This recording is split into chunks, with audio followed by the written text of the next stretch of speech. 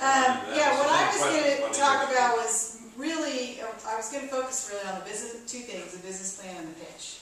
And these are relevant, I think, for whether you're pitching for equity or whether you're pitching for debt or, really understanding how to put together your information. Because when you're embedded in your business, it's really hard to explain your business to somebody else because you're so in it. It's really, really hard to do. So I will tell you that the biggest problem that I see in most business plans is they're written like an essay that you have to write for school, and it's all in paragraphs, which are really nice and they look pretty, but they're not really useful for an investor or a banker trying to look at your information and make a quick evaluation. So the best thing for you to do is picture your investor or your banker sitting there and they've got 15 plans on their desk, and they're trying to get through them and make a decision on where they're going to spend their time, right? So think about it from their perspective. So this isn't a paragraph thing. This is organizing your data in a very unique way that's like bullet points. I mean, bullet points are great, graphs are great. This text heavy is not good. Nobody reads text heavy stuff. Most investors will only read the 3-page business summary, right? I personally read the whole business plan because to me it's a great evaluation of the management team, of how well they've thought through their business plan. Now, some of the best business plans I've read were only 10 pages long. This doesn't have to be a 45-page document, which is what I think a lot of business owners think, is my business plan has to be this massive document, and it just doesn't have to be that.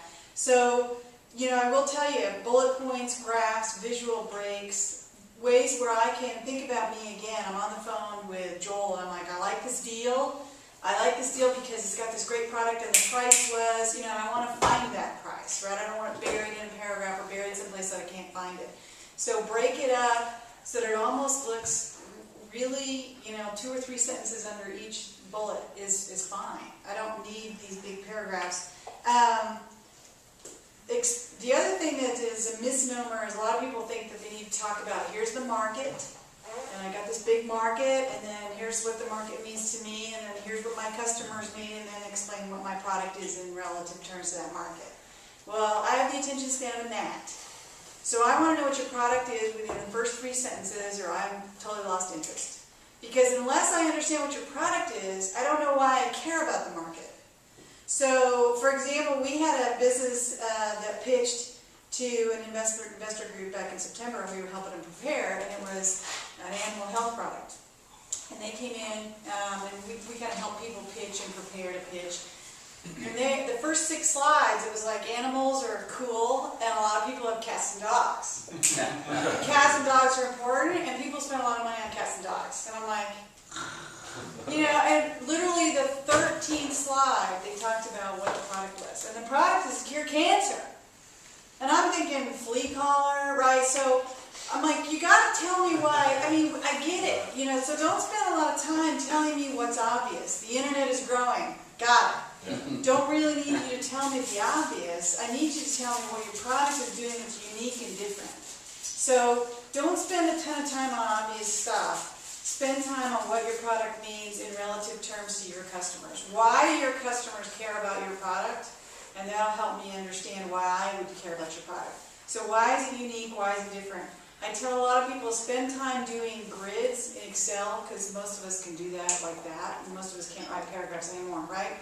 So do an Excel grid. It's got everything about your product on the left, all the features, whether that's anything that makes you unique and different from your competitors, and across the top your competitors, and think about how Consumer Reports does it. Use circles, half circles, red, yellow, green, checks, boxes, whatever, and this visual display of, so everything's green, your competitor has half of it but not this piece, the other competitor has this half but not that half. You can do that, most of you, on your businesses in probably half an hour. Slap that right into your business plan. You don't need to write a lot of paragraphs to explain that to me. It's fairly obvious. So think about it in those kinds of terms, and then you can put together a really good business plan really quickly, actually, if you think about it more in chunks and creating visual data that you would do today anyway. Most of you guys can do this, but I think most people don't write a business plan because they're thinking, oh my God, I have to write sentences. The other thing is, if you have market data around your market, quote your source. I mean, and for a lot of you that's really hard, right? You have, the sources are Forrester, right? Well, Forrester data isn't really useful to anybody in this room because it's too big and it doesn't really define what you're doing. So what I tell people is go to trade magazines. You know, you guys know what your trade magazines are that you guys read all the time to keep up on what's going on. A lot of them have data. Now, it's usually not technically correct, but it's usually directionally correct. So, you know, a lot of you guys will report into those trade groups your data so that everybody can kind of share, like, how big is the market and those kind of things. You can use that data to say that's directionally correct. Cite your sources so that whoever's reading it doesn't think that you're full of it, right? Because we get a lot of plans, it's like the market is big and it is growing. And you're like, that's great. What does that mean? So if you have data, cite the source, because I'm going to try to find the source anyway, so now you've saved me a ton of time. Because I don't know what your trade magazines are. You guys do.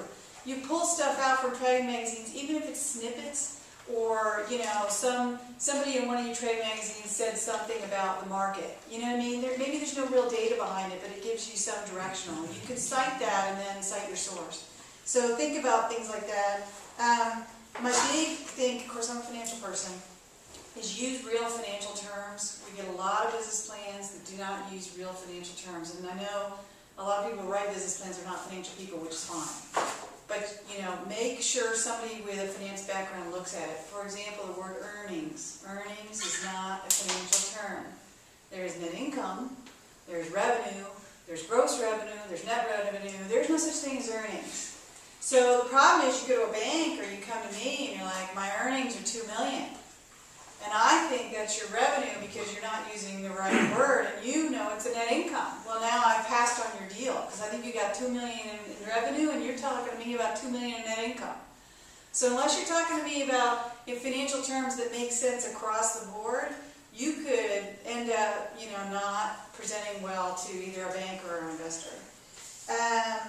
And then always ask for outsider input. What I always say is give your business plan to your grandma, tell 5 of your buddies, you know, buy them pizza, have them over to your house, do your pitch, do your business plan with them. If they don't get it, then it's not right, right? It doesn't matter that they don't understand your business because most investors aren't going to understand your business. They're not going to understand it technically well enough, so you have to put it in English, and that's the hardest thing you have to do. And you cannot do it by yourself. You can't read your business plan and decide it's good. You really need proxies, people who don't know anything about your business, to read it and say, you know, you use 700 acronyms that for you is just English, and for me makes no sense. You know, and you forget about that stuff when you're in it every single day. So I always say, you know, beer and pizza is really cheap. Get somebody to listen to your plan and give you honest feedback and say, I don't have any idea what you're talking about. That's it. That's a huge thing.